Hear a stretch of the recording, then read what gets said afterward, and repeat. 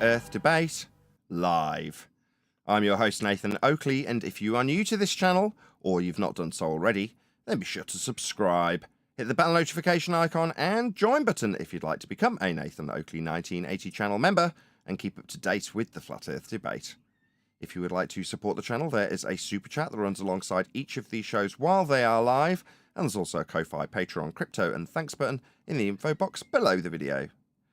Most importantly, if you'd like to join the discussion, simply mute the page you are currently watching, then click the link in the info box below this video to join the panel and express your views on the nature of Earth. If you do join, please don't swear. If you do, you'll be ejected, and if you are, please don't try to rejoin the stream using sock accounts. You'll be warmly welcome back on the next stream. Please also share the show on social media.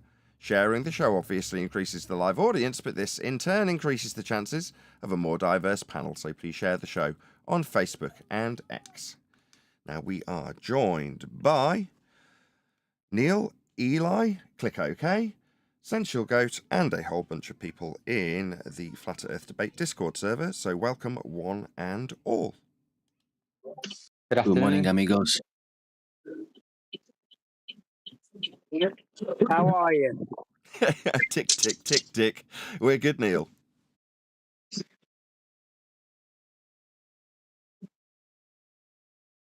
Awesome. Well, that's good to know. What do you want to do? We've got a video to actually cover today, and yesterday was spent, well, I was going to say for the majority of the time chit-chatting, but it was the entire time chit-chatting. Now, we can do a bit of chit-chatting as we're all nicely warmed up from the pre-show, chatting nicely about government control structures, but it was all very speculative. So based on that, although you're warmed up, I'm more keen to jump into potentially covering a video. But if you want to do a bit of housekeeping, go ahead. That was tonight. If you don't get off early. Say that one more time, Rev.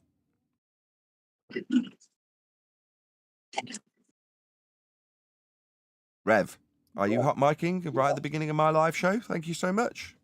Definitely encourages people to keep watching if they're new.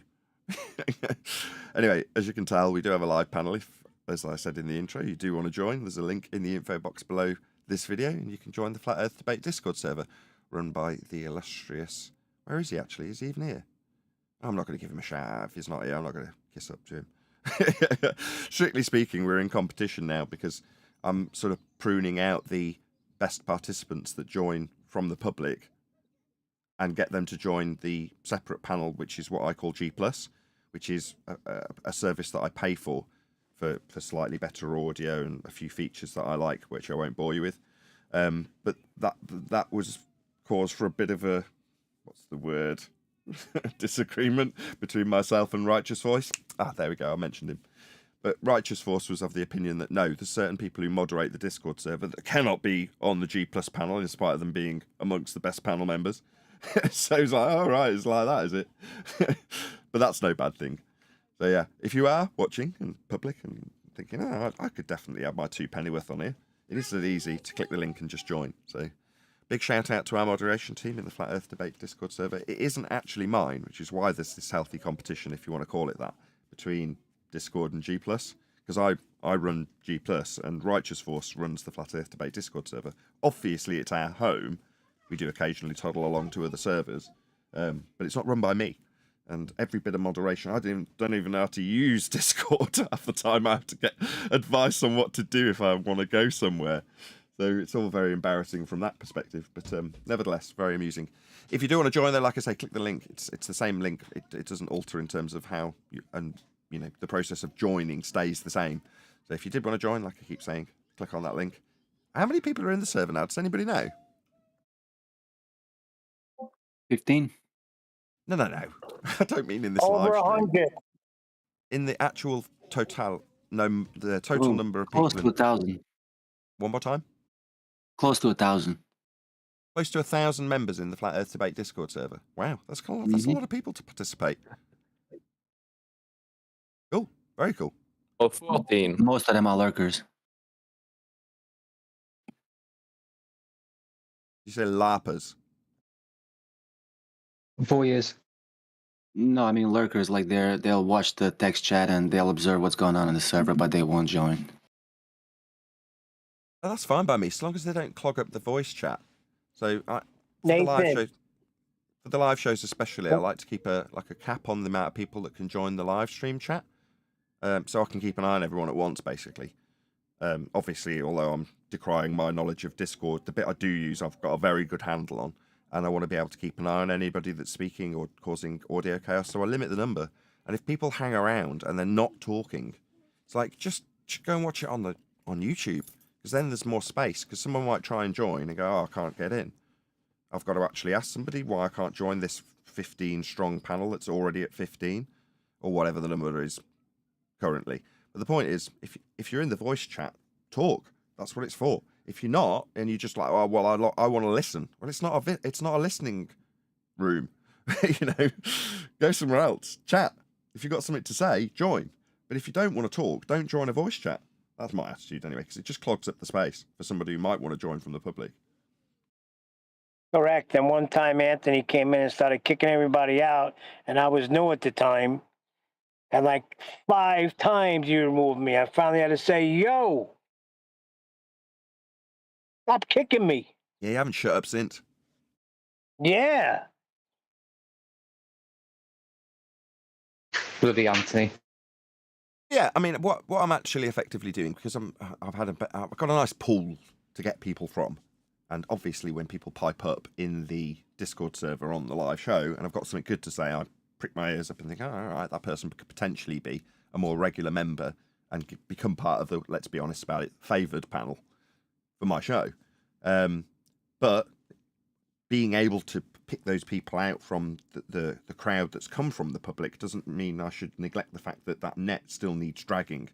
So that's what I'm doing now. I'm saying, although I do it every day, I point out there's a link in the info box. Some people who've come to 2 or 3 shows might go, "I've heard this intro, it's the same every time." It is.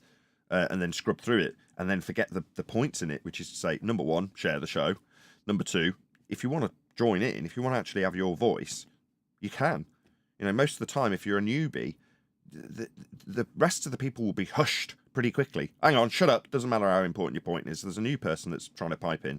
Let's let them."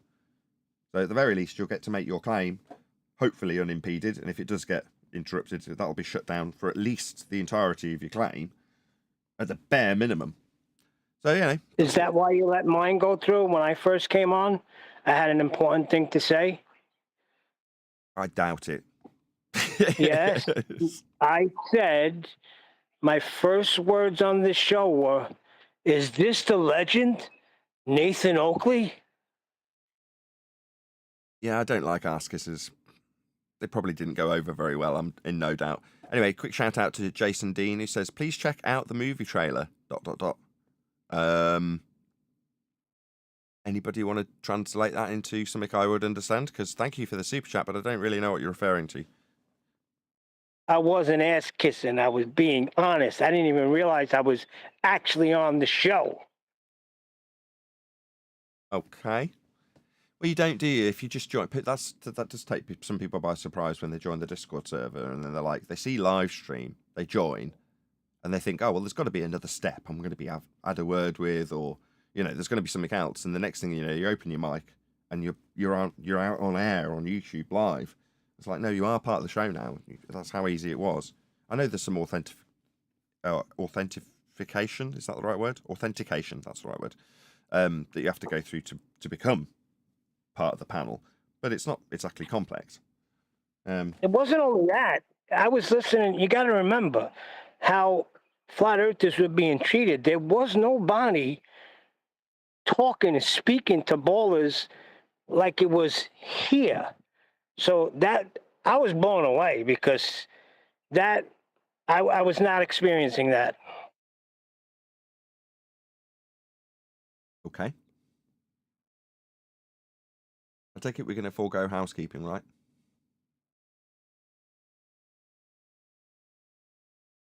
Yes, let's not bother. Well, that's good. What, for Neil's autobiography? You're writing an autobiography, Neil? What's that? You're writing He's reading an out now. autobiography? Let's get to housekeeping. No, we've gone past that. It's gone past the 10-minute mark. So, in my mind, once you've gone past the 10-minute mark, that's it, right? Housekeeping isn't housekeeping anymore. you're into disturbing the guests as they're unzipping their suitcases. You know what I mean? We're into it now. We're live. We're in the air. It's like a aircraft. All that pilot wants to do is get in the air. Once you're in the air, everything's all good. I mean, it's not always the case, but for the most part, stressful bit's getting it off the ground. And it's the same with the live show. So if once you're a minute in, you know, and you've suffered the interruptions from Neil, you know, then you're in the air, you're flying, you're cruising. We're cruising now. We're 10 minutes into the live show. So what's the point in housekeeping? Those are not interruptions. Those are contributions. Contributions? Oh, I should value them highly, should I? Can I pay my mortgage with those contributions?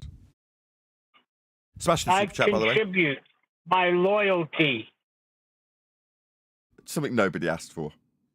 Literally in the last couple of days, I've had to say, yeah, I'm sorry, John. You know, you're going and all that, but I'm not going to shed a tear because people come and go all the time, and I've got to be a little bit cold when you're running a live show that people can literally just join at the drop of a hat. Now, some of you are really good panel members, and I'm very appreciative of everything John has done, but I can't get all emotional about the fact that he's got other stuff to do. There's no obligation to be here at all for anybody that comes. I mean, it's humbling. Not talking about leaving. Has nothing to do with leaving. Loyalty is when people are coming behind your back with daggers. You're still there. You're not going to be the one to turn like certain people. Sure, but what I'm saying is you're not going to be punished for being fickle and vanishing at the drop of a hat. But by the same token, your loyalty is not necessarily going to get praised either, is kind of the point I'm making, Neil. You're like, I'm offering you loyalty. I'm like, well, no offense, people do just come and go. You've seen it with your own eyes. So I'm a little bit detached from that in a way.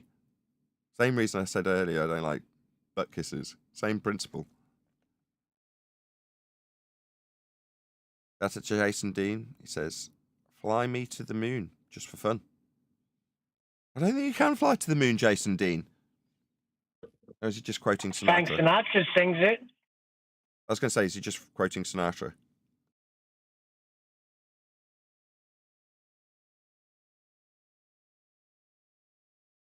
It's the movie you was referring to earlier, the movie trailer. The movie's called Fly Me to... Hey. Sorry, I one connect down, one to go, brother. That's an insider for Nathan. Sorry to interrupt. No idea what he's like talking that. about. I've no idea. It's not an inside joke. I don't know what he's babbling about. Yeah, that's right, Eli. I'll give you the super chat, Jason Dean. I know what you're talking about. One down, one to go. The big kahuna. I don't know how to swing that. Okay. Just saying it a second time actually helped quite a lot, surprisingly. Yes, now I do know what you're talking about. For real? I don't mind disclosing this if you don't have to be vague about what's going on. Shall I just tell people? Oh, okay. Well, I'm just I'll say it like this.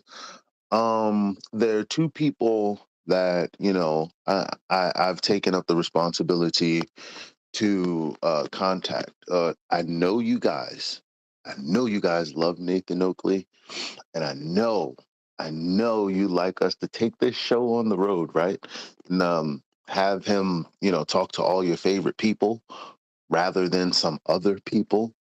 So I was on the Killer Priest podcast because I actually met someone by trying to contact him. I actually met another panelist, and he actually introduced us. And so they want me on his show again. And shoot, why not Nathan, right? I mean, that would be huge, right? Like, wouldn't you guys like to see Nathan on another platform? So that's exciting times. Yes, indeedy. So, I mean, the reason for this proactive push to get me out to various different places, which yesterday there was a whole...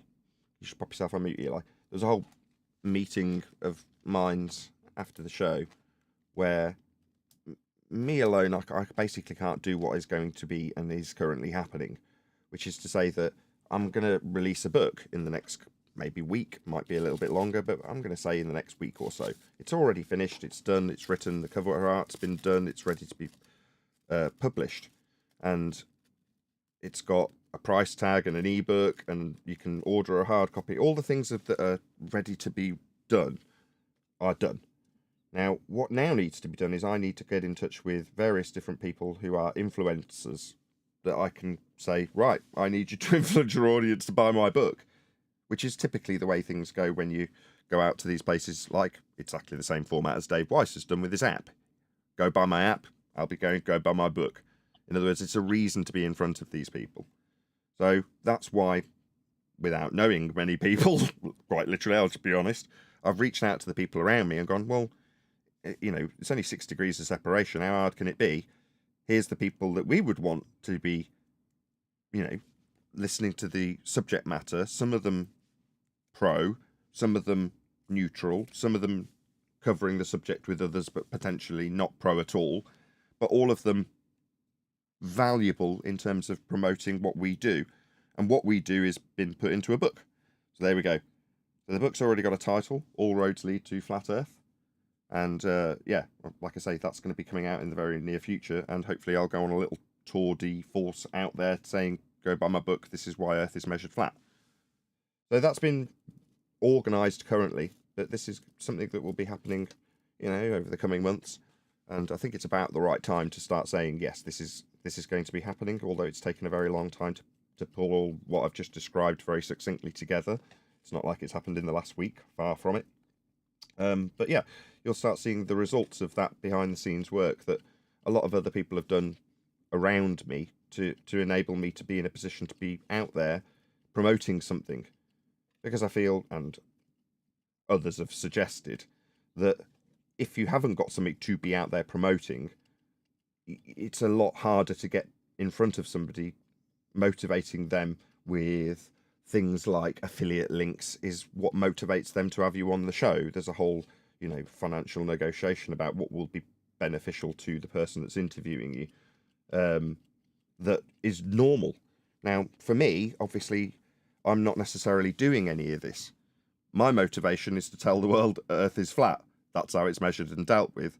And there's these things that need to be around me as a periphery, like books and guest interviews and things of that nature that kind of happen, even though that isn't my objective, but they have to kind of happen anyway. So everyone around me is buzzing like bees, getting all this stuff happening. It is, from where I'm sat, not overwhelming, a little bit, if I'm honest, but quite amazing to see happen. And as I'm seeing it happen for me, I kind of appreciate why other people get to be in the positions that they're in by way of the support network that must be around you in order to achieve that, because it simply cannot be done as an individual. You can't sell yourself in the same way as somebody else can sell you when they're genuinely enthused by your success. And if you take Eli's enthusiasm a second ago, in terms of he's keen to tell me I've achieved something for you, he's doing it altruistically, right? It's not for him. Yeah? He's pulling on his old previous experiences with the Killer Priest podcast and saying, oh, this might be an angle in for you. What does he benefit? Zero. So to have that coming my way is humbling, and it's impressive to see, but it is also very humbling and nice, and all those good positive things that I can't list when I'm humbled as I am in this particular state describing it while it happens. So I just wanted to share that with the audience, because it is a I don't know, have a better word, but a beautiful thing to behold. And if I can only share that a little bit with the audience, so you can kind of hear it in the tone of my voice and how I'm suggesting these things are happening, you can kind of, to a certain extent, share in that. I don't know if that's possible or not, but just by describing it, I hope I'm sharing this experience that's currently happening with the audience, so you can go, wow.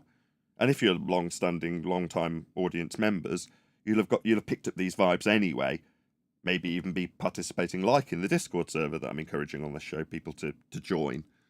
Maybe we can get it in excess of 10,000 by the time we have this conversation again.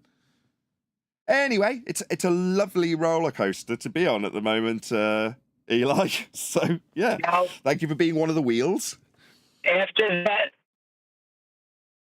that whole video, listening to somebody who state that he knows for sure that Earth is flat. We want you as our representative, not people that don't even know Earth is flat and are true Earthers and not flat Earthers. The thing cannot be more perfect. You know what? Go on speakerphone so you guys hear me well. That was very well said, Nathan. And a even greater follow up, Neil. It's exactly how I feel. Very well said. Yeah, hopefully I'll be out there in front of various different people. Obviously, the first people you reach out to are the people that you built a varying rapport with. I say varying because obviously there's different people on the list, and I know each of them to a varying extent. But yesterday, for instance, I got in touch with what does he go by now? They Live Truth. I want to get his channel name right. And he's had a crappy time. He's had all sorts of channels shut down, and now he's in exactly the same position as us, censored to all hell, shoved to the bottom of the lists, moaned about by the people that we moan about currently. Let's not mention any names on this particular show. But literally while yesterday's after show was recording, I happened to see that he'd seen my message I had sent to him, which was along the lines of, look, I've got a book coming out and I want you to have a copy of it. So I need to get you a voucher code so you can download it from the site without having to pay for it, so you can actually read it. And seeing that he'd seen that message, I immediately got in touch with him and I'm like, I need your email. Anyway, that turned into an actual phone call, as is often the case with, let's get his channel name right again, They Live Truth. He chatted with me. Again, I'm almost doxing him. I messed his name then. I've got to be very careful. But to not only get his channel name correct, because Russian Vids is no more. That's what he used to go by when he had 100,000 odd subscribers. And now he's at something like 10, maybe 20,000, a fraction of what he was before, which is a real shame. But he's been barking the same things, saying the same tangential in many instances, but also very much flat earth related to us. So I reached out to him and I'm like, I want you to be one of the people who are reading this book, promoting this book, putting an affiliate link to this book and discussing the book with me. So hopefully, well, he's already agreed to do it. So yeah, certainly RV, as we fondly refer to him as, in remembrance of his old channel, Russian Vids, as it used to be known, but now RV Truth, or RV. So yeah, so I'll be doing it with people like him. I've obviously reached out to people like Mark Sargent. I've sent Eddie Bravo a text, because this is a reason and a justifiable excuse to say, hey, Eddie, actually, I've got something I can promote. There's a reason for you to have me on your show now, because he was suggesting that maybe 6 months ago. And I didn't respond with anything other than, great, yeah, that would be wonderful. But I haven't got anything to say, yes, actually, remember you were mentioning having me on? Well, that text has been sent to him. I've started gathering in emails. Bro Sanchez was another one I went on to that I had to explain to the panel that were formed yesterday, doing a lot of proactive work on my behalf, I might say. Thank you to you all.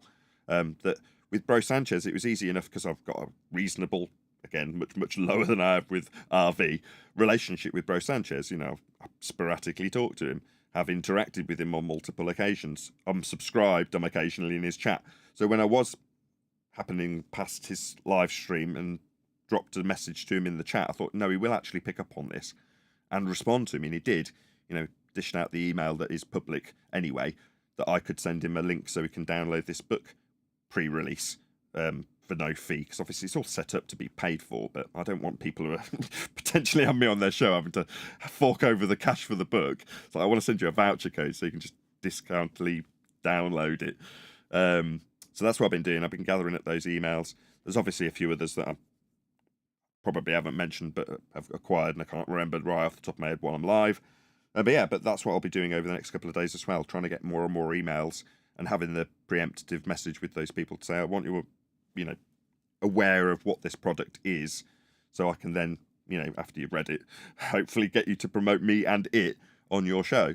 So that's what's happening. And in the case of the people that are being not mentioned specifically with reference to Eli, it's because they're doing it on my behalf. Eli, in this case, is contacting a couple of individuals that he may have a contact with. One of them you've heard of, the other he's not going to mention, and I encourage him not to mention anybody that we haven't actually had contact with, because that'll just make you look silly. And hopefully get some other names that, you know, might have mentioned Flat Earth in the past and therefore might be encouraged to have a Flat Earther on to promote a book. that would be me. So the feelers are being put out as we speak. The book, which strictly speaking could be published tomorrow. I had a discussion a couple of days or yesterday with 10th Man about adding in a little bit more here and there. So he certainly wants to add some various bits to it as well. So that might slightly delay things. We shall see. But yeah, like I say, the cover art's done. I handed that across to RV yesterday, and I think he suggested that he was going to put it on his stream. I did dip in for like 10 seconds when I got an opportunity to, and saw that he got the Nathan Oakley 1980 YouTube channel up. So I'm like, oh, you must be talking about, I really wish I could stay. I've just got other stuff to get on with. So I did see that he was definitely talking about it. I assume he'd shown people the book cover. So yeah, it's all go. I'd appreciate it if you could send a signed copy to Danny Faulkner. Say, here's the book, but you say we can't read and write. I mean, as far as I know, that is something that is possible, as I mentioned earlier, that you can actually, as far as I know, arrange for a physical copy to get printed off and sent to you with all the artwork and illustrations in colour. Obviously that's more money than just downloading an ebook, but it is certainly an option on this particular site that sells a lot of books, which I don't know if I should mention that, I haven't checked. But at some point, all of the information will be released. There's no reason why I can't talk about this, because it's not like I've got a first draft together and I'm like a lot of other people who say, oh yeah, I'm writing a book. And you're like 5 years later. It's like, no, this is imminent. It is actually done. It's been spell checked. It's nice. I would like a signed copy, please, Nathan. Okay. Yeah, I'm not going to be ordering hard copies and signing them. I find that kind of pretentious nonsense a bit silly.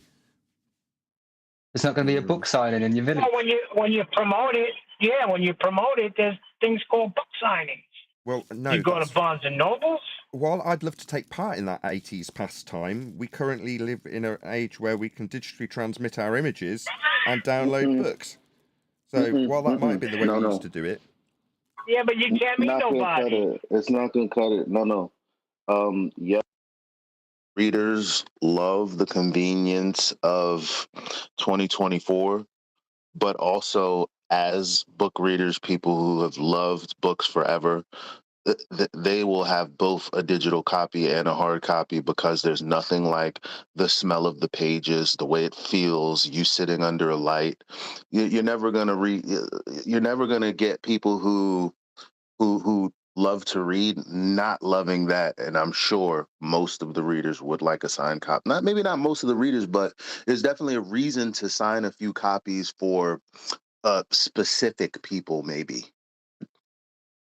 Yeah, maybe. Especially Witsit. The way I would see this, right? Hold on, let me just answer him, Neil. Right, the way I would see this is the book will go out, I'll go out and promote it. And then let's say one day I happen to be at something similar to a conference, which I've attended various different conferences over the years. And someone happened to come up to me, clutching that book. I went, can you sign this for me? I would be so flattered. I'd be blushing, and I'd go, choked up. Of course, I can't quite believe I'm being asked. Yes, there you go. And that would be the kind of thing that I would find heartwarming. By contrast, me going, I will be at this conference on this time, at this time, on this stand with my book to do a book signing. That would make me want to die, honestly. Yeah, but that's how things are done, Nathan. In the 80s. Also, it's quite reasonable. I imagine the book won't be too expensive. So people who are able to will be able to buy one book a month and then donate it somewhere appropriate within their area. So your local library, your local charity shops. Fantastic the councils value. In my area have turned old bus stops into mini libraries, as an example. So go ahead, sir. It's going to be fantastic value at $149.99. Just tremendous value. I'm expecting to sell thousands of them. Holy shoot. Some lady almost freaking smashed into me. Thanks for that. Hey, Sounds like a Glober. It's probably a Glober. It's less than my PS5, and it's going to be worth more than that to give to all of the people that I kind of, over the years, was apprehensive about sharing a link to the show to, because I didn't know how it was going to go. Is he going to curse somebody out today? I don't know. But that book, I'm putting it in every church I know. I actually don't know how much it's going to be. I did discuss it at some stage, but it's kind of irrelevant till you've actually got a product to sell, what it's going to cost. But I would expect it to cost whatever a normal ebook book costs to download, probably $10, $15, $20. I don't know. Is that how much an ebook costs? That range, yes. I would always go for a physical copy because books are like boobs. It's always better to hold them. Oh, wonderful. Oh, that's so good. I'm getting a physical copy. I'm getting a hardcover. It's also better than more than When way. is the date? I always pirate ebooks, and I buy physical if I really like it. Fair enough. Well, there will be an option to do both. Anyway, enough about this. This was supposed to be a quick hint at it. Ebook price depends on the length, says Bible U from the chat, who is one of the people who has read this book and gone through it with a fine-tooth comb. For obvious reasons, given her stature in terms of hermeneutics and general linguistics, you'd expect Paula to be, asked very nicely, please, can you look at this? We know you'll do a really good job at critiquing it. And she has. That's why I couldn't understand why she was banned. Who the heck would do something like that? Someone banned Paula. So she's like, I don't want to be a mod. Can you unmod me? Because I don't really want that stature in your show. I just want to participate. Rather than having this label and thing hanging over your head because you've got a spanner, I'd rather not have that. I was like, yeah, fair enough. That seems reasonable. So I went and demodded her. And everything was fine for a couple of months until someone banned her. And then I went back in via my iPad to try and unban her, which is you go to their channel, go to the About page, and then there's a little flag. You click on the flag, you go to hide or unhide, depending on what their status is. Well, when I went to do that, it wasn't there anymore. They'd changed it. I'm like, oh! So then I spent about half an hour faffing around trying to figure out how to unban Paula, which I couldn't do. So eventually what I did to get around it was go in and just type her name manual into the community settings as a moderator, like a channel name, and then pick from the suggested. There aren't any of the matches I couldn't see that matched her channel name. So I picked her as a moderator, and I'm like, hopefully that'll unban her. And then it really bugged me so much that after I'd done that, I did actually go and find how to do it, because I thought this is going to come up again. And if I don't spend another half an hour finding out how to do it properly, having already resolved it by just giving her a spanner. So I have done that. I hope she doesn't charge me with now unmodding her and unbanning her after the fact, but we'll see. I'll do whatever for Paula, because she's currently my hero, having gone through the book. So there we go. Yeah, and plus you got to find out. You got to have a little conference with the moderators, because that was vindicative. Whoever did that, it was very vindicative. Yeah, there should be a way to find out who did it, because on Discord there's a history of everyone who's ever done anything, especially mods. All the action, there's history of it. So it should be the same with YouTube. Check out Greg T. Sure. Best comment so far. Nathan's book, 39.59. Nice. I like it. It isn't. I thought, why are people guessing the price? I've just said I don't know. And then I read it again. I'm like, 39.59. Very good, very good.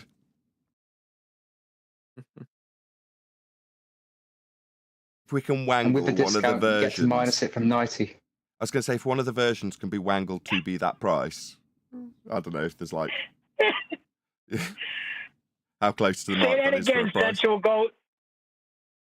With the discount code, you can minus 90. Minus 90. Very good, very good. I like it all. A question about the book. Is there illustrations in the book? Yes. Cool. So it's like it has to observation. be. Yeah, a lot of them are AI generated. So the guy that helped me write the book has gone out and specifically asked AI with he's obviously got various AI tools that he's utilizing. I don't know why I'm even pretending to know what I'm talking about. Just AI and yes, images. And they do match with what's being talked about. So good job. And yeah, they look nice. It looks fantastic, actually. I can't wait to actually get a physical copy in my hands, because I'm very excited about It's so sad to say. I'm excited about the pictures. The text is excellent. It's covering what we do. But yeah, I'm just excited to see the final product. I've seen it obviously on my monitor, and to a degree, the piece of software that's used to create it shows you in a way that you can kind of flick through it as a book. And it is as is, it is as it's going to be laid out in the pages, but it's not the same, is it, as having a glossy picture in front of you with the text next to you actually there to read. Yeah. AI is a very good tool to use. A lot of people hating on AI. A lot of mad artists don't care about them. Sure, but you've got I have got quite hyper-specific requirements for the things that are being talked about. So to find an image that's going to satisfactorily match with what you're being or what's being discussed is difficult. Whereas, from what I understand, the limited understanding I've been given, with enough criteria, you can get to the point where it perfectly matches what you would hope to have as the picture next to it. Now, not me, but somebody much more skilled has gone through that process, which is still time-consuming, to produce images that match what's being said. And it does, and it looks glorious. Like I said, on a monitor. Yeah, nothing. There's nothing. No issue with that. There's a good tool for the job. Yeah, indeedy. Okay, right. We've had enough waffle about books and not doing housekeeping and Neil nearly having a crash. Should we cover a video? This has been provided by you, isn't it? I think, Goat. Was it you that shared this earlier? Yes. Mr. Anderson? Yes, correct. Okay, so everybody knows the drill. This is it quite small? Do my eyes deceive me? 1.5k, so this guy's really teeny tiny. Definitely share this guy. It might be worth playing on 1.25 speed as well. Does he speak quite slowly? Yeah, it's quite a long video. Okay. Well, either way, I'm going to be putting his link in the live stream chat now, so everybody knows the drill if you're a regular. If not, please let the videographer know at Nathan Oakley 1980 sent me. The idea with this, or any videographer that we cover, is that if they were to respond, they'd put a link to my video. In this case, this videographer doesn't really make any difference either way, but is smaller than us, so it is obviously definitely liked by the people we cover if they're smaller and they suddenly get an inrush of people coming and giving them a nice comment. So yeah, please let him know at Nathan Oakley 1980 sent me, so we can hopefully receive some algorithmic love from YouTube were he to respond. And in the meantime, he's definitely going to get some extra love beyond the algorithmic love that he may be receiving anyway. If he's challenging flat earthers, there's a good chance he's getting more than his fair share of algorithmic love anyway. Hopefully that's enough waffle for people to have actually done this. And I do actually mean do it. I'm not suggesting it so that you go, oh yeah, Pete, this is where other people go and click on the link and tell him at Nathan Oakley. No, I mean you. Yeah, you. Click on that link. It's going by right now. Tell him at Nathan Oakley 1980 sent me. And hopefully that repetition of the exact same thing with a slightly different intonation has bought people enough time to have actually done it. And we can move on eventually. But me suggesting that people do go and let him know at Nathan Oakley 1980 sent me, while people are letting him know that at Nathan Oakley 1980 sent me, with a comment with no swearing, so it definitely doesn't immediately get removed, and polite, so he actually reads it and doesn't delete it himself because it seems arrogant or snarky. And hopefully he'll respond. We will see. I think that is actually enough time to get people back. What do you reckon? Should we get on with it? Hit play. Okay, I've not sound checked this yet, so I should really do that first. Changing the mind of somebody like a flat earther is something you can't really expect to happen when you're talking to them. It's not really even the reason that you're talking to those people. I mean, you're talking, because you want to sharpen your debate skills, or if you're like me, because you kind of want to, do some kind of a demonstration or something like that. But you never really go in expecting that somebody's going to change their mind. And when they do, it's usually a lot more about them than it is about you. Not really. I mean, let's not stereotype, deal with people, I often forget it's even happened the following day. In terms of the rhetoric, which is what it's become, of Earth being measured flat, that's a demonstrable fact. Whether or not it changes your mind is inconsequential to me. These are demonstrable facts. Earth is flat. But it is pretty special when it does happen. And, if you're there and you're lucky enough to see it, and be part of it, maybe be some small catalyst towards that change that that person is making on their own. That's pretty amazing. And I was fortunate enough to witness that. Let's talk about it.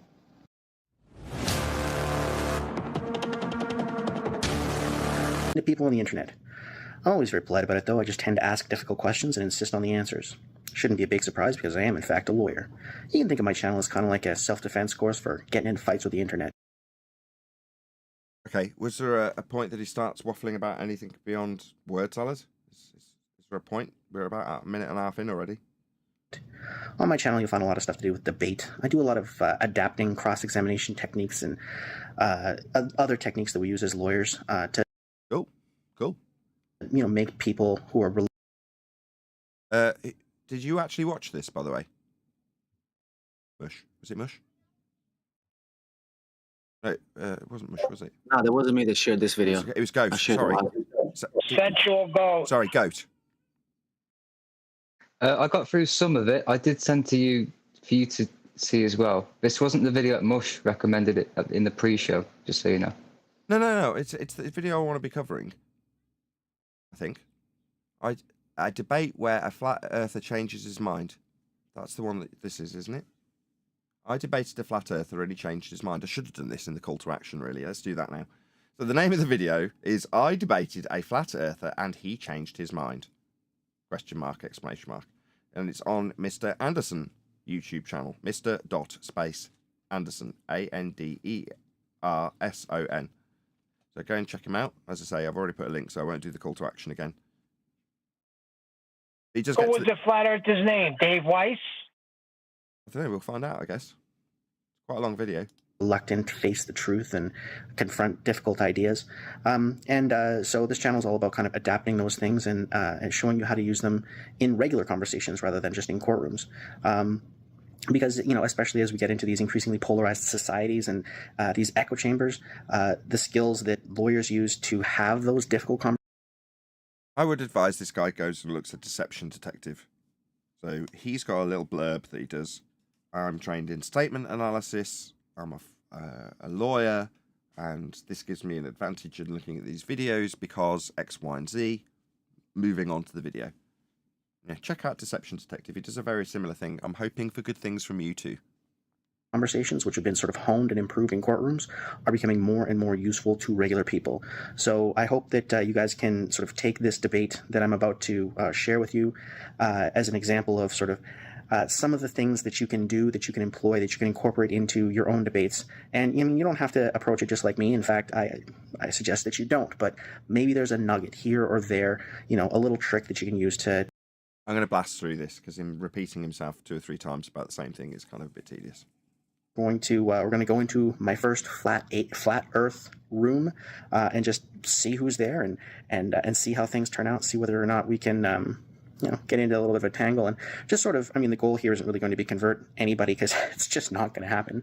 The goal is really more to showcase some of the skills that you can use if you do want to kind of try and break down the barriers in that echo chamber and at least sort of have a dialogue. So we join this debate in progress. I'm coming in. They're already talking to each other. And so was that preamble before he jumps in? And he's... That was a poisoning of the well fallacy and strom, or what is it? I forgot the name of it. But... Stereotyping. Yeah, stereotyping. Thank you. Sure. But what? Yes, I should really focus on the primary objective. I'm more keen to know the timeline. It sounds like because he put a little bit of foreshadowing in an annotation. So also I thought he put. So okay. So does that tell me that chronologically you recorded this before you stepped into the debate, advising what to do pre-going in, and then you go in and this is the bit directly before with a bit of an edit? It seems like it. If so, well, let's just see what happens. I'm already intrigued. 97 people watching this live stream. Please share the show. There has already been a link go by for this particular chappie to let him know. At Nathan Oakley 1980 sent me a very warm welcome to this show. I'll put another link to him. His name's Mr. Anderson. But please share the show. Smash the share button for this show. Obviously, it'd be great to get over 100 people watching. And yeah, there's probably a good chance that the only reason there's 97 people watching is because others have shared the show already. So thank you very much to all of you who have shared the show here. And yeah, we'll crack on. Somebody's asking them about, how they should know whether or not the 1 degree of change in the zenith of an object corresponds to exactly 60 nautical miles. Like, how do you know that?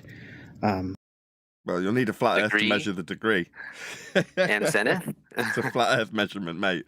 You're talking about angles off a flat baseline. How is that derived was the question. And so that's where Oh, right. Where's that derived? From a flat Earth measurement? we're walking into this debate. Stop, dude. Well, so hang on though, guys. Isn't the answer like just simply that it's definitionally true? Like 60 nautical miles equals 1 degree of azimuth change, and that's how we defined it. That's the reason why it is. It's no Welcome to flat Earth. more complicated than that. Yeah, but how they define 60 nautical miles equal 1 degree? They just defined it. So 360 degrees is the whole of the Earth. So if you assume the Earth is a sphere, Begging the question fallacy. The degrees is the measurement through the protractor that you're looking at with respect to a flat baseline. That's how the measurement is measured. With respect to a flat Earth, that's how it's measured.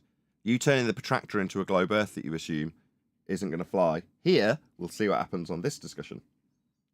then 60 nautical miles times 360 is going to get you all the way around the Earth. Right? No, only if you assume Earth's the protractor you're measuring with. So you're twisting the Earth through the degrees that you actually measure on a flat Earth with the baseline and the angle to the sun, star, or any other luminary that you're using to measure this angle with off a flat Earth. That's how it's actually measured. You taking that measurement that cannot be acquired off the sphere surface and describing it from the center of a sphere as though you're twisting a 360 degree protractor around at 1 degree for every recession of the star known as Polaris towards the horizon, for example. Well, that 1 degree, to give you the 60 nautical mile description, isn't a degree that's been measured with respect to the center of a sphere that's twisting. It's 1 degree off the surface of Earth.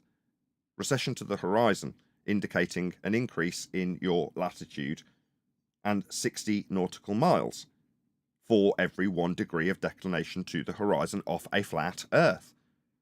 Like I say, he's transposing that into Earth being the protractor that he's going to twist. Therefore, 1 degree is 1 degree of a twisting protractor that is a globe Earth.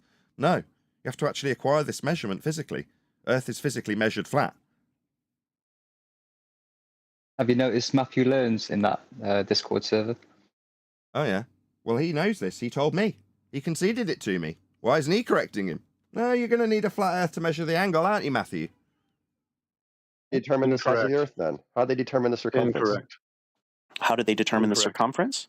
Minimum elevation angle measurement to Polaris extrapolated out by radial value. It's the circle of equal elevation on a flat plane. It's the minimum inferred elevation angle measurement to Polaris. That's the outside edge of their ball. Also, just a radial value for an area of equal elevation, otherwise known as a circle of equal altitude. Circle and radius derive from flat Earth angle measurement. That's where you get your radius value. That's where you get your globe Earth circumference, from a flat Earth measurement. I think you use a different method to determine the circumference, because if you measure it in nautical miles, why? Because it does. If you measure it in nautical miles, you'd be taking the recession of Polaris towards the horizon to its minimum, otherwise known as the equator. It's a flat Earth measurement. According to him and his argument, he thinks he's arguing for a globe because he thinks the angle you measure through, the protractor, is the globe. Nobody's measuring from the center of hell, and the angle we take from a flat plane is not a twisting protractor, globe Earth. We measure this Earth flat for these angles. He doesn't even know it. He thinks he's taking globe protractor twistings from a flat plane, it seems. Doesn't help you if you just measure it in nautical miles. Like, in order to determine the circumference, just take 1 degree and 1 degree, so that would be what, 60 nautical miles away from the first measurement position of Polaris along a flat baseline. That 1 degree, that change in the elevation angle of the star when measured off a flat plane, that change, that 1 degree, I see. That 60 nautical mile degree change off a flat plane with a flat straight distance, 60 of them, straight line measurement distances, along a flat plane. This is all needing quite a lot of flat Earth, my friend.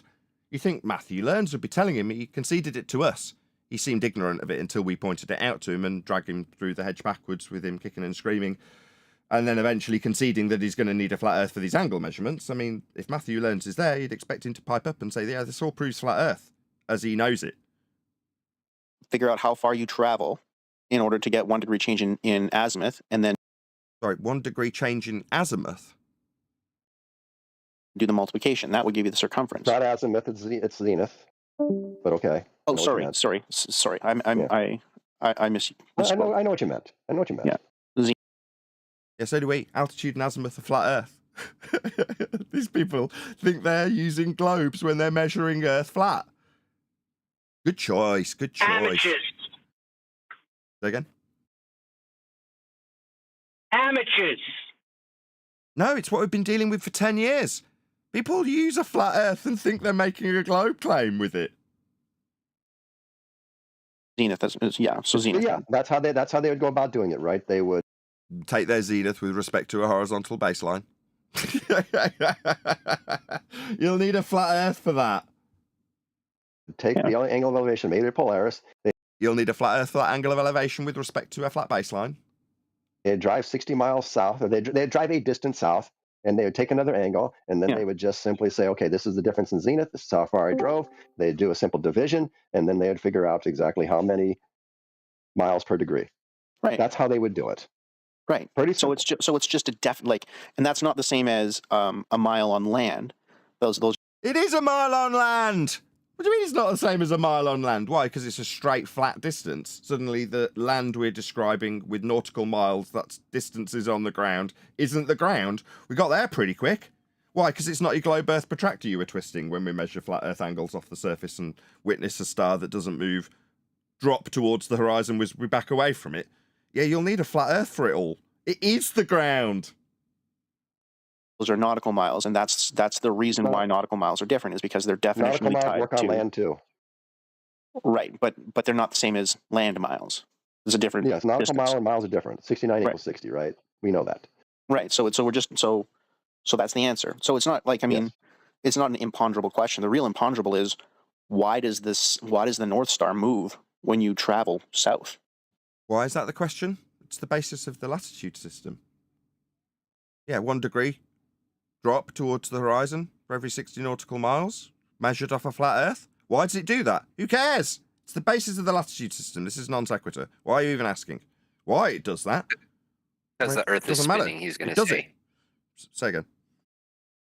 He's going to say because the Earth is spinning, I think, probably. And why does it move linearly to the distance as far as your angle goes? Right. That's the real question. I don't know the answer to that, though. Because the Earth curves. Yeah, neither does Scott. Join the club. Moving farther away from it is my guess, like an airplane flying away from you. Yeah, but you're gonna get it. It's Red one. I said this earlier to Scott, and he couldn't contemplate that. What does that mean? That's gibberish. That's nonsense. What do you mean you're going away from it? You have to know the distance. I'm like, dude, you can. I didn't say you have to know the distance. From your proximity to away from something, you know you're moving away from it. You can say away without giving a specific distance. And he didn't want to answer. He's like, well, that sounds like nonsense. Right, but for that explanation though, so we're saying that the North Star is going to move downwards lower in the sky as you travel south because you're getting further away from it? Yeah, that's what happens. You back away from Polaris, it drops towards the horizon. And that's the whole principle of what he's just... Why is he challenging this? That's what he's just described. 1 degree, 60 nautical miles. It's the basis of latitude, and now he's putting it out like, really? You're saying when you back away from it, it drops? Yeah, you've got 60 nautical miles further away, and now it's 1 degree lower. With respect to the flat Earth measurement you'll need to get this. So Earth is being measured flat. Who cares beyond that? This is it. For us, this is the game over point. Nobody's pointed it out yet, by the way, I'll point out. And then if you continue to go south, it will disappear entirely. Yeah, hold on a second. That's what he's saying. Do planes lower themselves in altitude when they fly away from you, so they appear to go lower? Or do they just fly at altitude and they appear to go lower?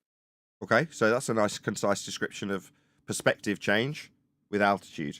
Okay, fine. Yeah, but the altitude itself is described from a flat plane. The altitude that you've used in your example proves Earth is flat. It's described from a horizontal plane of reference. We get an average for everywhere from the sea. It's called sea level.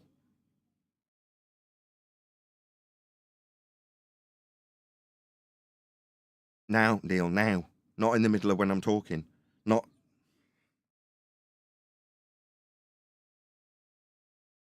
Neil. Neil, if you're going to open your mic right in the middle of when I'm talking and then leave a prolonged silence after I've finished. Not me! Who was it then? Who's getting moaned at? Put your hand up. Nobody's taking ownership of that little rumbling. Fine. I've posted in Master B, Nathan. What you posted? Where this conversation's going to go. At the 40-minute mark? Yes. Look, I should go to that. Is that what you're suggesting? No, just so you know, but they're going to be on topic for quite some time. So it's good. I'm happy to just skip to the 40-minute mark if that's where the revelation happens. Right, let's do that. Try it. Despite my best efforts, this is actually not the correct math. Well, it kind of is, because it's part of the correct math, because it does have to do with locating the stars in the sky relative to you and sort of where their zeniths are going to be directly over top of your position. But on a flat Earth, you've got a flat Earth diagram. So here's how you calculate. Here's how. Let's try that again. I'm colorblind. This is so hard to read. I think I'm reading what it says. Here is a more accurate illustration of what the math I show is doing. Okie dokie, it's a flat Earth. This is flat. Yeah, these are angles. This is flat. That's how it can be an angle. But that's actually not sufficient to completely calculate your position on the Earth. What, angles to stars? It's called celestial navigation. What are you babbling about? You need more than that, and you do need something that is truly called spherical trigonometry. Do you? There was me thinking you'd need an almanac and a good watch. What you need is a flat map and where the star is above on a flat grid at a particular time. Let me explain. If you go out tonight, wherever you may be at whatever time, and look directly up at the sky, there's a good chance there's going to be a star at what is known as your zenith. That is to say that the star's directly above your head. If you drew a line along the ground and then a line up perpendicular to it, 90 degrees, directly through your head, that is your zenith.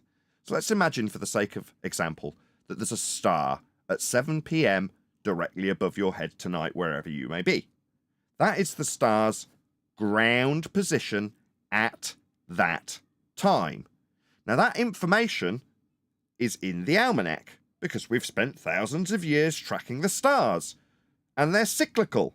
So we know how the cogs turn and where they will be above at what time. Now, there are very specific, for ease, navigation stars that you can pick out in the night sky and use this process with, bearing in mind that that star, where you are at a different location to you, so you're a sailor at sea at 7 p.m. and they look in the almanac after measuring the position of the star that is directly above where you are at that time. That data is in the almanac, so that when a mariner measures the angle to that star and makes a note of the time, he can look up in the almanac where that star is above at that time. That's the useful information. He can then draw a circle of equal altitude on his flat map. That's how celestial navigation works. Now, this guy's saying you can only follow this process with what did he say? Spherical trig? What are you babbling about? You've got a flat plane of the sky, a flat plane of the ground, and you're measuring an angle with respect to where the star is above on the flat ground. That's how it works. No spherical trig involved. Furthermore, spherical trig is an oxymoron. It's just trig. There's trig. right? Putting your PZX triangles projected from hell through a sphere that you claimed was the protractor turning at 1 degree for every 60 nautical miles earlier doesn't make it so. We're not measuring angles from hell through a globe Earth protractor. We're measuring angles off the surface and then drawing circles with respect to those angles on flat baselines, on flat maps. That's why they're flat. They have to be to functionally match with the angles we measure off the flat Earth that we function upon. That's how it works. Like in your diagram with a flat baseline. Now, what he's actually got in this diagram, undoubtedly, is a tiny little globe Earth protractor that is not the equatorial plane, vast in nature in the diagram, with angles to the stars, with GPs on a flat baseline. For the angle measured in the first instance that could be thousands of miles away from your position along a flat Earth. That's the only way this angle can be acquired, to give you the positional data below the star.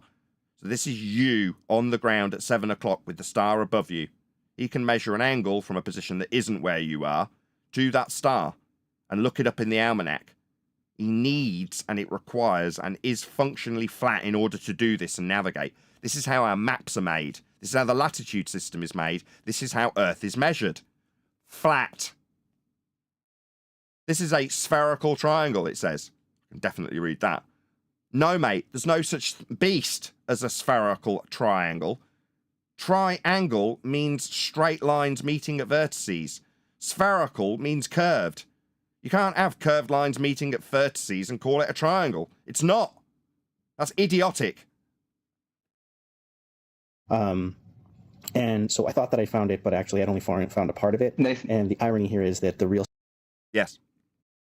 I was just wondering, what else can you say to bait 10th man to come back on, give a profound statement, then a mic drop? But Chaz, you do it. You go ahead. No, this is his area of expertise. I'm just waiting any minute now. Fingers crossed. What they need to do to blag the audience that this is working with respect to a sphere is have a surplus to requirement sphere that represents the protractor in the centre of the equatorial plane, with half of it below the plane and half of it above. In this case, this is a hemispheric North Pole-centric system that he's got depicted, with a expanded equatorial plane, the globe Earth in the centre of it, and the angles coming from the centre of hell. Now, he's going to say that the angles, curve angles, that aren't triangles, are these PZX points that he's plotted out onto the celestial sphere from the equatorial plane that is factually flat, with a globe Earth surplus to requirements in the middle of it, with the angle taken from the centre of hell. That's what he's describing. It's not something new to us. If you're new here and you've never heard us cover this, then this is it.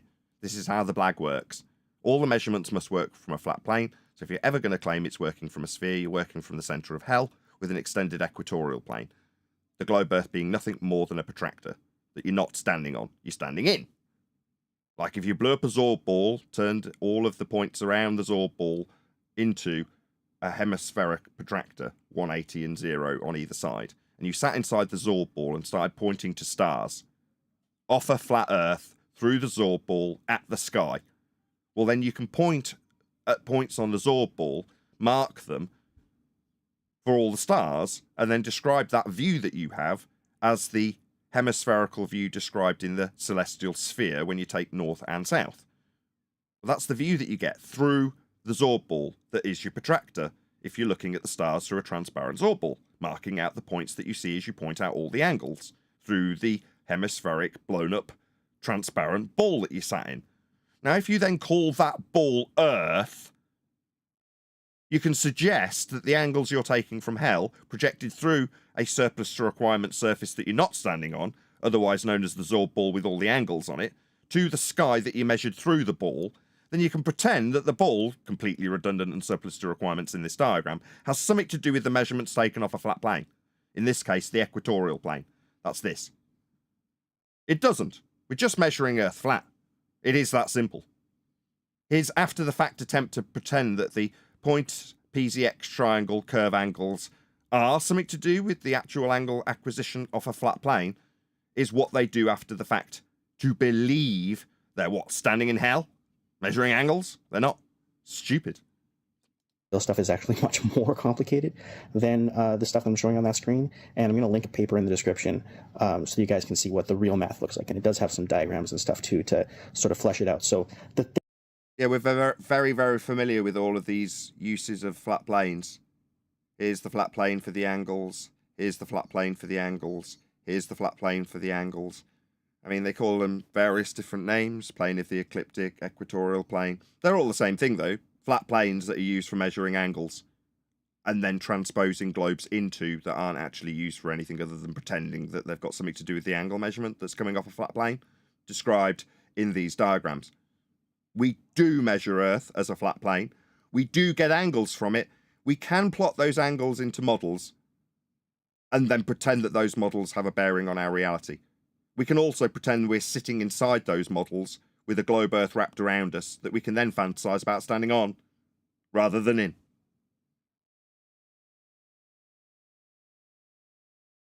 Things that I'm saying in this video are more or less correct. I mean, some of the really science-minded among you are going to probably be able to pick some nits on this one. Yeah, we will, because it's not science. You're in a category error. Talking about angle measurements with respect to flat baselines. How is that science? You think measuring stuff is science? That's maths. So, obviously, being a lawyer, you wouldn't know the difference between maths and science, would you now? I mean, let's just rephrase that. You don't know the difference between maths and science. This is measuring things. Science is an assertion of cause and effect based on natural phenomena through experimentation based on hypothesis, otherwise known as scientific prediction. You wouldn't know that. You think angle measurements of a flat Earth are science, and that your vague pointing at some flat Earth models is going to be the science that people don't understand and they can download your references for. If you understood this stuff, you just explain it concisely like I did. You don't. Probably getting some legitimate stuff wrong. You're welcome to, kind of tell me about that stuff in the comments, but also... Oh, I will. You can't have curve angles. Ultimately, the stuff about, the great circle and the tangent plane to measure angles and how the... Tangent plane? What, the flat Earth that we're measuring these angles from? Yeah, I'll tell you all about it, mate. Earth's measured flat. You'll need to be measuring it flat to create that model you just had on screen a few seconds ago. Math only really works on a globe. On a globe? Why did you show your diagrams on a flat plane in a globe, then? If you want me to believe that your model of a globe only works on a globe, why are all your diagrams in a globe? Did you not notice what was going on in your diagrams in the globe with angles coming from hell? Or were they a little bit too small for you to notice? Because I noticed. Because I'm very familiar with them. You seem to have taken a cursory glance and assumed because there's a globe Earth in them, that means we're measuring on the globe Earth? No, you were measuring from inside it on these planes. That's how we actually measure things. We're not in hell. You didn't notice you thought your measurements came from the surface of a globe? No, mate, no. You need to pay more attention to your own diagrams you're unfamiliar with. That stuff's correct. So when we get into that, you can read the paper, you can check the real math. In a globe, you just made an error. You said it was on a globe. Here's your diagram, here's the flat plane, and it bisects your globe, meaning the angles come from the center of hell. That's where the angles originate. That's what your angles are if you're going to refer to PZX triangles that are curved and don't have the ascribed nature of being a triangle, and the projected angles to them off a flat Earth.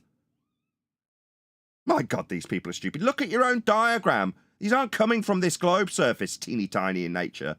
Yeah, they try and make it really small so you don't notice, and you didn't. And now you're being humiliated by flat earthers who've studied this stuff extensively and know that your angles come from hell in the globe, where you incorrectly ascribe them only working on a globe. No, they can never work on a globe. You can't get angles from a curve. And, largely speaking, what I'm saying is correct, but... Largely speaking, I've just ripped you a new one and embarrassed you. This particular math that you're seeing on screen. Hear that slight quiver in his own voice when he's got no one putting him under pressure? That slight waver in his voice box. The chords tightening just that little bit because he knows he's bullshitting.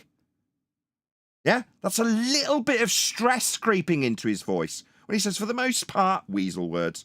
This is correct. Utterly wrong. You said it works on a globe. Wrong. Look at your diagrams. Look at your own images. In your globe, but mostly right with a slightly constrained voice that I can definitely hear on my setup. Yeah, mate, you know you're bullshitting, don't you? Is not the complete math that you need, so just be aware of that. Right, complete math.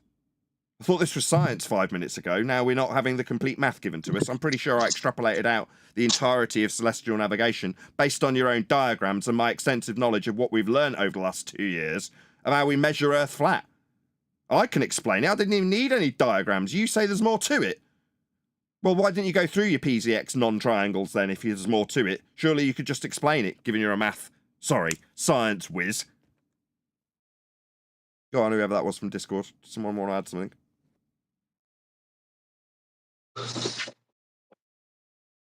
Flat Earth Ranger, go ahead. Or just Bill, whoever it was. Oh, that was me, sorry.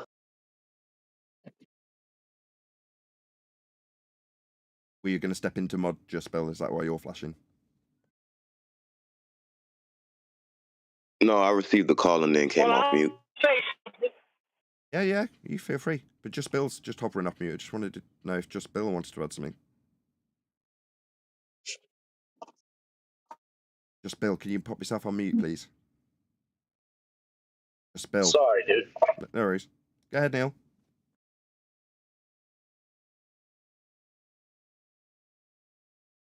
What's more embarrassing is the flat earther that's going to change his mind because of what this guy put forth. That's embarrassing. Well, they're arguing about navigation, but we cut out a great big chunk. For all I know, they told him, you realise everything on this is measured flat. And he's just rinsed and repeated it in summary at the end of the debate. So here there's a celestial sphere centered on an observer at location O. Assume the observer is in the northern hemisphere and the point A represents the north celestial pole. About So which the measuring stars from a appear to flat rotate. plane then. Oh, it was his own panel interrupting. Sorry. What's that? So that's how measuring you from a make a flat flat, plane. like, so that's how you're making it, because you do need it. Yeah, he's going through it with him. He's going, yes, I'm measuring a flat plane, which it is. This is flat. Yeah, this diagram doesn't have your globe in it, Dumbo. All you're doing is measuring the flat plane in this diagrammatical example of how we measure Earth. This is the plane we measure. We're taking angle measurements, and the guy in the background's going, measuring it flat then. It to be flat in order to do the trigonometry, right? So you cut That's what the we sphere, said, right? Yeah, so you cut the You sphere said in no half. curve. You cut the sphere in No, half there's no in order sphere to make in half. Just for clarity, the diagram that I'm showing. Just for clarity, he's pointing out, obviously in the 40 minutes we cut out, he's pointed out to you on multiple times that you have to measure it flat. And when he's reiterating that which you have confirmed, you're cutting him off. Not just conceding your error. Yeah, measured flat, you should be saying, but you're not. Now you've got a cutaway to tell us something. What? Let's just hear his cutaway to get around the fact that he's just rumpus the overriding point that he's measuring Earth flat. Going on screen there to these guys doesn't do a great job of showing this, but doesn't do a good job of showing this. What's this? The guy in the background's pointing out that you're measuring Earth flat, and now you've done a little cutaway at it to say, oh, the diagram doesn't do a good job of showing this. Earth measured flat? I'm pretty sure it did a damn fine job of showing you measuring a plane with angles represented in a hemispherical view like a protractor. That needs flat sky, flat ground, and a flat baseline to measure the angle. That's what the guy in the background's pointing out. Your response as a cutaway that you didn't put to him at the time is, this isn't a very good diagram, by the way. Oh, I bet you're a really good lawyer. Yeah, this isn't a very good video of the man committing the murder. Not a very good video, no. that is what you do, is you use those great circles to cut the sphere first into half, and then you actually create, like... Sorry, that got flashed up right quick. Sorry, are these the PZX triangles? Like the curve angles that aren't triangles, based on positions plotted from a center point in hell, out through a globe, out to the celestial sphere? Those kind of curved triangles. Yeah, it's strange. If you plot 2 points together on a protractor, they curve. Yeah, but you need original angle measurements to plot the 2 points through the protractor to connect them together on the curve of the protractor. Yeah, your curve angles need a flat Earth to measure to get the points to plot onto the celestial sphere or globe that you're measuring these from the center of. Yeah, no, there aren't such an animal, covered this already, as curve angle triangles. It's nonsense. Yeah? To get these, you need to measure a flat Earth. Baseline and point in sky. Like kind of a pie slice, a wedge that goes through the globe Earth to the center of hell. It includes kind of the surface. And kind of includes the surface? No, your globe Earth surface would be this. Your celestial sphere would be this. And the point you're measuring along a flat plane would be this, in the center of a globe Earth that isn't depicted. It's just got one section of it. So here's your globe. Here's your celestial sphere. And here's you in hell. On the equatorial plane, measuring an angle with respect to the surface to plot these points out after the fact. You say, take a wedge, take a slice. You take a slice of a globe Earth so that you can be in the middle of it on a flat plane. That's the slice. This slice of cake is going to leave you with a flat plane. That's what it's going to leave you with. You're not standing in the middle of hell to take cake slices to make your angles work. And it's a triangle, and then it kind of goes all the way to the center of the Earth. Here's a diagram of us standing in hell measuring angles. Yeah? Notice I didn't need a diagram to preemptively point out that you're taking these angle measurements like they've come from hell, and we can just take a giant knife to the globe Earth to put us in the center of it to make the angles work. No. We're just measuring angles off a flat Earth. That's all we're actually doing. We don't need you to put us in hell and then take a nice cake slice out so we can pretend we're in the middle of your globe. We're not. Of that from the paper that I'm linking that shows all the derivations and the kind of the proper way to do this. This is the celestial sphere, my friend. Yeah. Yeah. Keep reading. You can see how it works, right? So just again, as I say, that the you're just going to stutter and stammer your way through the guy pointing out that you're measuring with respect to the celestial sphere off a flat plane. You just think that after he's got two more words in that just point out you've lost, you need to interrupt with an edit, do you, my friend? Yeah, what's happening here is you stutter and stammer away around the fact that you've lost because your measurements require Earth be measured flat. You're going to take us to your cake slice after the debate in an edit. He's telling you you're measuring a flat Earth, mate. Doesn't need two edits within 2 sentences. Math that I'm showing these guys is correct, but yeah, you are measuring a flat Earth. That's right. It's correct because it's measuring a flat Earth. We're not in the center of hell taking cake slices. It's incomplete. But it is part of the math that you do need to do because the way that it actually works is that so you take your observations of different celestial objects, and then by doing that, you can create off a flat plane. You seem to have left that bit out, my chubby friend. You need to measure a flat Earth to the angles to the stars first. Yeah, that's right. You seem to have skirted around the fact that the guy was pointing out to you the first time that you've added this edit into, that you're measuring a flat Earth to do that. You've just started with that. Well, we'll just measure a flat Earth for angles, and then we use those flat Earth angles to make a sphere with. Let's just hear that again. It is part of the math that you do need to do because the way that it actually works is that so you take your observations of different celestial objects, and then by doing that, you can create a model essentially of where on the Earth a particular star, which is not directly above you, where you need to be in order for that star to be directly above you, and then you can. Well, kind of like I went through 15 minutes ago without any diagrammatical examples required, because I understand it. Yeah, you need stars to be above ground positions along a flat baseline to your position for you to get 90 degrees to the star, below its position to your position for the angle up to the position you're measuring with your angle measuring device. That's called an elevation angle. It's the angle, imaginary line between you and the celestial object you're measuring and the horizontal plane of reference the observer is standing on. You need to stand on a horizontal plane of reference to take an elevation angle. It's an elevation with respect to how high things are off a flat plane. That's what it is. You brush past it. Yeah, we take our observation of the star. You mean the angle measurement of a flat Earth. That's what you actually mean. Like the guy was pointing out, you've interrupted him with 2 edits. Yeah? But now you think, I'll just brush past that thing that guy's trying to point out to me that I've edited myself into. And say, yeah, we just take our angle off a flat Earth to stars. I just won't mention the flat Earth bit. And then we do our globy stuff. Yeah, we know. Yeah, we're well aware that you measure Earth flat too. and take the angle of that star and prove a flat Earth with the angle to the star and measure Earth flat. Yes. Yes, this is where we end our argument.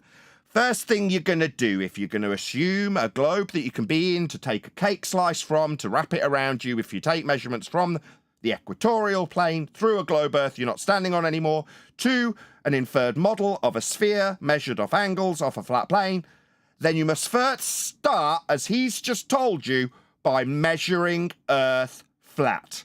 That is his starting point. And everybody's starting point. We all measure Earth flat, including this numpty. Using trigonometry, you can figure out, okay. Figure out, you mean extrapolate out a globe by way of calculation after measuring Earth flat with these angles? You can figure out that, can you? Yeah, you can turn your flat Earth measurements into your stupid, fundy religious belief of a globe. You can figure that out after you've measured Earth flat. Yeah, you can do that. I'll just take your flat Earth measurement that you used in the starting point of your little claim that you're making here. Yeah, the observation of the star. The angle measurement you just mentioned explicitly. That would be a flat Earth proof that you're starting with there, my friend. Who'd have thunk it? Okay, so if we create a right triangle from the point where that star is directly above the Earth, then you're measuring a flat Earth. To me, and I have the angle of that, then I can find the distance from me to that point on a flat Earth. On the Earth. On a flat Earth? Because the distance along a straight line is what you're acquiring, and you're acquiring it by measuring an angle with a straight line to a ground position. That's the point below the star at 90 degrees, as you just detailed. If it's 90 degrees to you, it is ipso facto you measuring Earth flat. Ground positions, angle measurements, Earth as a horizontal plane of reference. The only way to do this is to accept, as this man has done, that Earth is measured flat. To have a 90 below the star. 90 to what? You along the ground that's flat. And then that allows me to draw a circle on the globe. And again, what's the number? I need the number on it. Is he gone? Goat, I need the number. He says concedes loss, timestamped. Oh, do I just click on it and it'll take 1 hour, 20 minutes. 1 hour and 20 minutes he concedes his loss. Apparently so. And it has to be on a globe or the circle will be smushed in the wrong shape.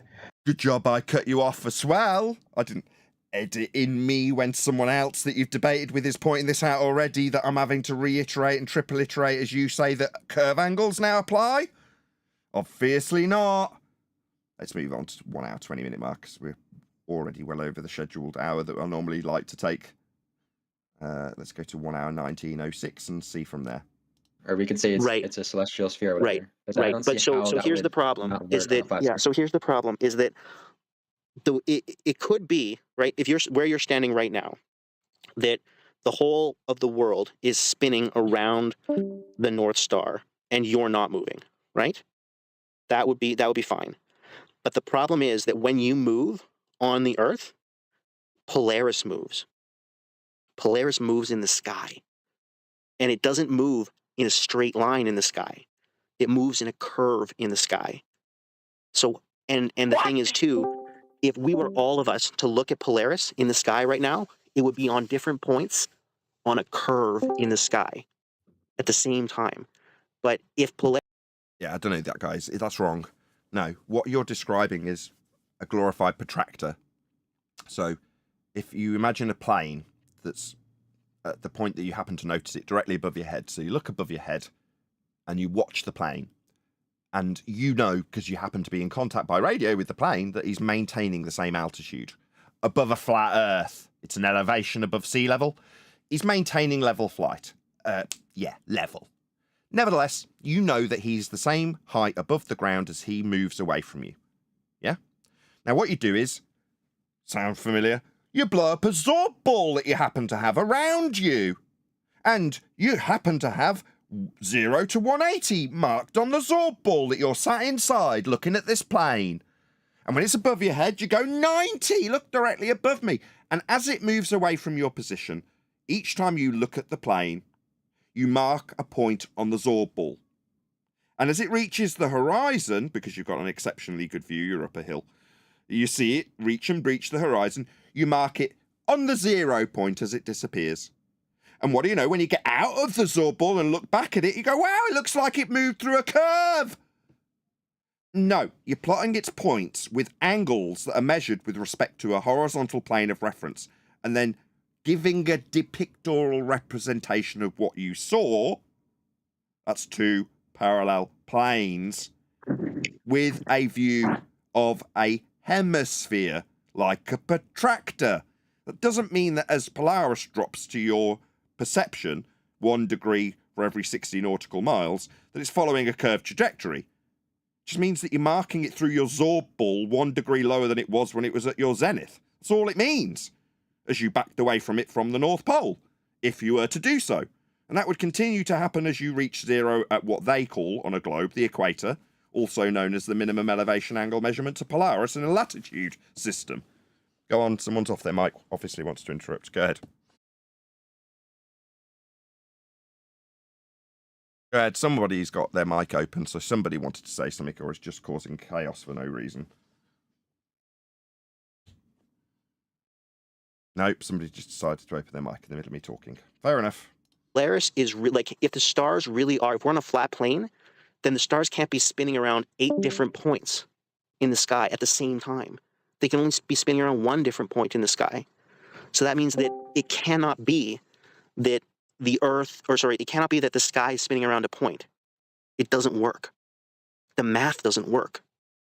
Is this our protagonist? Or is this the guy on the... Is this Mr. Anderson? I don't know who's talking. You should really draw like a diagram. Because if you're right, I mean, you proved it, bro. Good job. Thanks, man. It's hard to really visualize what you're saying. I'm like kind of shocked and amazed that like that guy, I think he's legitimately a flat earther, and he listened to that argument, and you know, like, wow, that kudos to that guy. Like, that was a super intellectually honest, sort of open-minded. What was? What's he babbling about? So it's difficult to understand what you're explaining, but fine, if you think you've proved something. I think that's the sentiment of what he said. Is he taking this as his victory? What's going on? Is he taking that as a concession? Am I missing something? I thought he said that the flat earth guy listened to it and changed his mind. Oh, he thinks he's had a little victory, does he? I mean, that face is the face of a man who goes, I'm calling this a victory, Judge. Do you agree? Please, God, let her agree. Please, God, let her agree. Look at that face.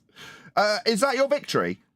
I mean, maybe rumpusing the guy pointing out that you're measuring Earth flat a few times and then pointing out that you're acquiring observations of the stars, waffling on a little bit and then saying the angle measurement I got to the stars without mentioning it'd have to be a flat Earth to get them, means that when he says, oh, well, yeah, your description was pretty vague, but yeah, I mean, if you've taken that as a victory, then fine. You've edited that in as your victory with this face. What are you? A lawyer? I have a word for people like this. Well, it's interesting that his name is Mr. Anderson. He's a shyster. Who refers to Neo as Mr. Anderson throughout the Matrix? Smith. Yeah, interesting. Okay, thanks. Yeah, but all the guy had to do was say one time, how'd you get that angle? He was doing it, and the guy rumpused him to edit in a bit while he's rumpusing him. So the guy's going, yeah, you're telling me about how you're measuring Earth flat here. And he keeps reiterating it while this guy won't shut up through the top of him.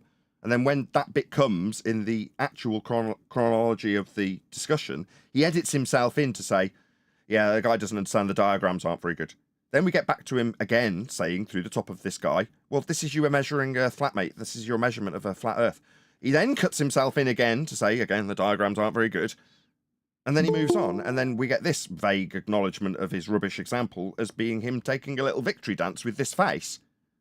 Now, mate, when I take a victory dance, you should hear what I do. I definitely wouldn't be pulling this face when I win. Like now! Like with your flat Earth angle measurements that you didn't add in the words flat and Earth when describing them as observations. You Weasley lawyer, you. That's why you've got a face like you're having a big fat poo while saying that you've taken a victory. Me, I've got a big fat grin slapped all over my Chevy Chase when I take a victory. And when someone tries talking through me, I'll shut that right down. So I make everybody aware just how my victory rolled. Maybe reiterate it a few times with a giant shit-eating cheese grin all over my face while I do it. This is not a victory. The guy told you were measuring Earth flat and you ignored him. But you need to make your audience believe that you got a victory out of this? Oh dear. You're no deception detective, let's be honest. Reconsideration of his position. No, I don't think he was doing that, mate. I think you just ignored him pointing out that you were measuring Earth flat and then describing the extrapolation thereafter, figuring it out like. I don't think that was a conversion to your globe, mate. I mean, I think all credit to that guy. And I wish I did have better diagrams, but I mean, I didn't. I think your diagrams were perfectly adequate, and for me, surplus to requirements. I didn't even need them to describe 90 degrees to a position below a star in the almanac.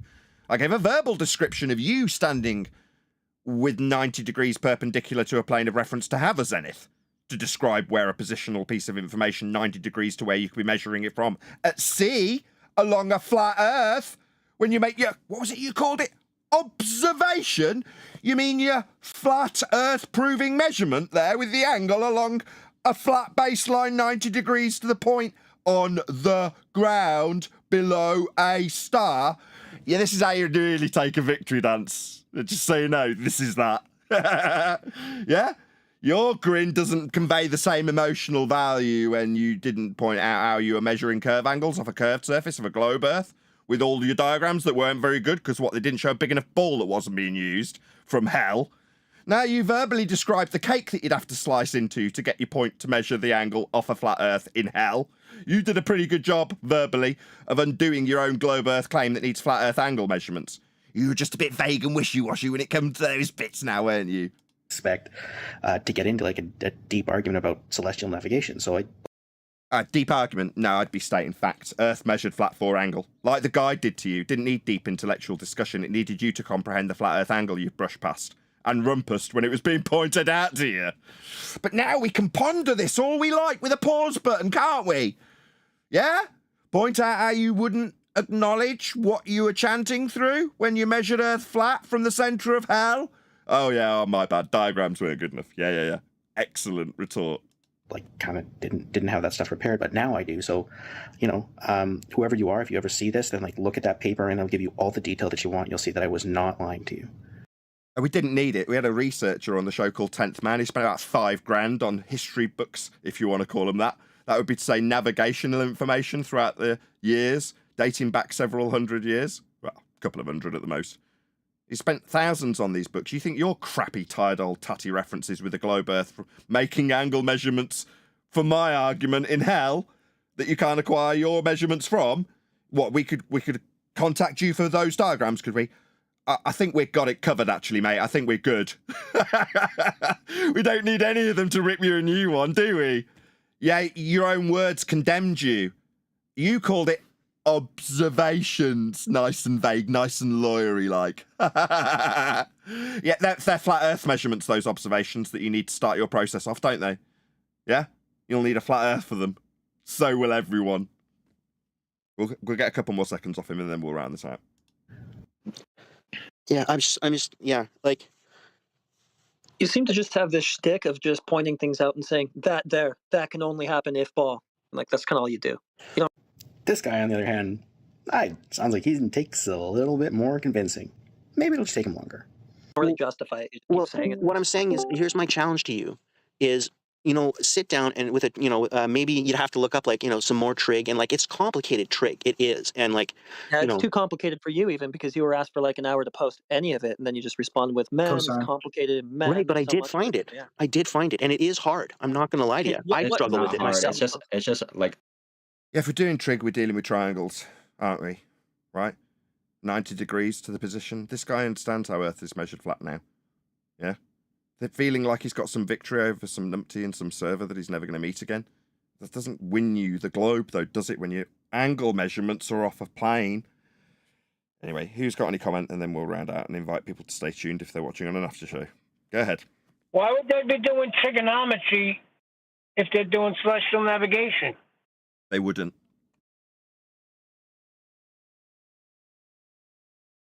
And what's this spherical trig? What's trigonometry anyway? Bit of your triangles. So, where's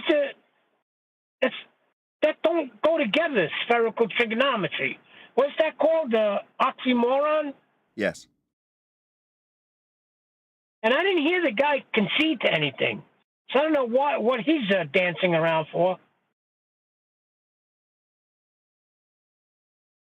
Well, I'm sure you'd welcome to a discussion, wouldn't you, Nathan? With this guy, I've covered everything he's covered. I've got it on screen for my audience now with PZX triangles in a nice exploded view with a nice big ball Earth showing that the angles are originating in hell. Yeah? Globe, center of Earth, GP, that's ground position. We're going to get ground positions measured from hell, are we? No.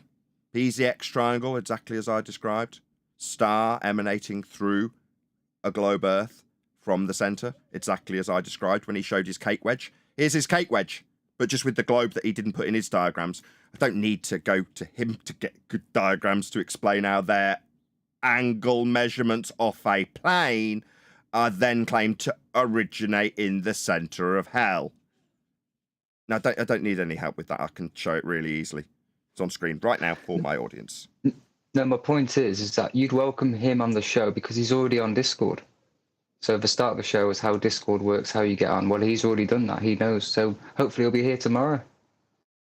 Maybe. He's been let know by my audience at Nathan Oakley 1980 sent me. And if he's toddle along and listen to the show, he'll know that we acquire these angles on screen now from a flat plane. It's the, quote, observation he described right at the beginning of the process that he was detailing for a globe that we're not measuring angles from. And then he described it quite adequately when he described a cake slice. And no one's measuring angles from hell. We measure them off a flat Earth. And here's his cake slice. He'll need a flat Earth for it. We've pointed it out. If he wants to come in and tell me, yeah, the, quote, observation that we take on a flat Earth doesn't mean Earth's flat. He can do that if he wants to. I mean, we'll all laugh at him.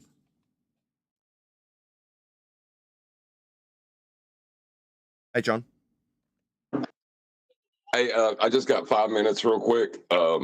The above statement he made about the stars requires a horizontal plane of reference, and also the statement that he made about the PZX triangles. You know, you can believe the sky's curved if you want to, but it still requires a horizontal plane of reference. See you guys. Yeah, you can believe that the plotted points I described with the Zorb ball are actually representative of the points in the sky curving. But to describe them that way in either event still requires a horizontal plane of reference to describe them as curving through the sky, or what you're actually doing, which is measuring two parallel planes with a protractor between the two. What I'm using as a Zorb ball example. Anything else? It's funny because you always, we detail this over and over and over. I was having a conversation with Humble H. I told him the same thing, and he said, "Really? Wait. So you're telling me, pregnant pause, you're telling me that it's a plane in the sky too? Oh my God!" Yeah, he's annoying. I don't know what's up. I don't know what's up with these. I'm on your side, guys, but there's something that's very wrong with this information. Get a life. Well, they use it too. They need a flat Earth more than we do. To plot these positions on this diagram, they need to measure angles off a flat Earth. They're observations, if you brush past that fact. In reality, they're the point that we all measure Earth to start any of these processes, including globe belief. Anyway, with that, I'm going to say, if you are watching this on either Nathan Oakley 1980 or Nathan Oakley Premiering streams, then stay tuned, as there will be an after show to follow. Unfortunately, though, if you are watching this live, this is where we bid you farewell. So, another massive thank you to all of you. Smashed the super chat, liked, commented, shared, subscribed, join as a Nathan Oakley 1980 channel member. Let our friend Mr. Anderson know at Nathan Oakley 1980 sent me and all that good stuff. I've been Nathan Oakley, and I will see you all in the next video.